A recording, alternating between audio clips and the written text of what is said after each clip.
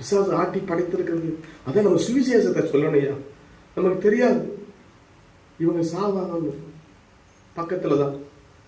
அல்லேலூயா. தற்கொலை பண்ணி சாவான்னு தெரியாது. ஐயோ, அப்ப யாருக்குள்ளே பேய் தற்கொலை தூண்டுது நமக்கு தெரியாது. தயவு செய்து நீங்க பார்க்கிற நபருக்கு இயேசுவை பற்றி சொல்லி சுவிசேஷத்தை சொல்லி அவங்களை மீட்டெடுங்க. அது உங்களுடைய பொறுப்பு, கடமை நமக்கு உண்டு. அல்லேலூயா. ஒண்ணு தெரிஞ்சுக்கோங்க, எல்லாரும் மேலே பிசாசு சொல்லிட்டேன். ஆனா எப்படி நம்ம அதுக்கு கீழ்ப்படுகிறோம் அப்படின்னா, நமக்கு இன்பத்தை அவன் கொடுப்பான் தெரியுமா உங்களுக்கு. அதனாலதான் சரி எனக்கு இன்பம் கிடைக்க, நீ வேலையே செய்யாத, படுத்தே கடன்னு. அது இன்பம் தான். படுத்தே ஏன் படுத்தே ஒரு வேலை சாப்பிடுங்க, இன்பமா இருக்கு.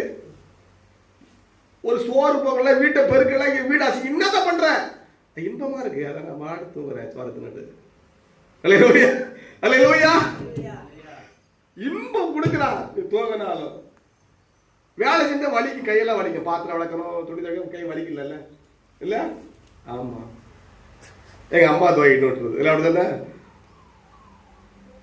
பிசாசு அங்கங்க ஒரு இன்பத்தை வைத்திருக்கிறான். அதனாலதான் குடிக்கிறான், பாக்கு போடுகிறான், வெத்தலை போடுறான், புகை குடிக்கிறான், கேலி பண்றான். அங்கேயும் இன்பம் இருக்கு. ஒருத்தன் கேலி பண்ணா அது இன்பம் கிடைக்கும் உனக்கு. இன்பம் கிடைக்கும் உனக்கு. அல்லேலூயா. ஒருவனை கேலி பண்ணும்போது இன்பம் கிடைக்கும், ஒருவனை தாக்கும் போது இன்பம் கிடைக்கும். எனக்கு தெரிஞ்ச ஒரு சகோதரர் பத்தினார், அவனுக்கு இன்பம். கவனிக்க கர்த்தருக்கு ஸ்தோத்திரம். பிசாசுகள் அங்கே ஒரு இன்பத்தை வைத்திருக்கிறார். ஒவ்வொருவனும் இன்பத்தை அனுபவிக்கிறதாலே மற்றவனை கேவலமாகவும் இழிவாகவும் பேசி இன்பத்தை அடைகிறான். அங்கே ஒரு பிசாசு இருக்கிறதே, நாம் அதை துரத்த வேண்டும். இன்பத்தை நாம் நாடும் பொழுது பிசாசுக்கு சாதகமா மாறிடும். அல்லேலூயா. பிசாசுக்கு எது சாதகமா? இன்பத்தை நாடுவது அவனுக்கு சாதகமா மாறும்.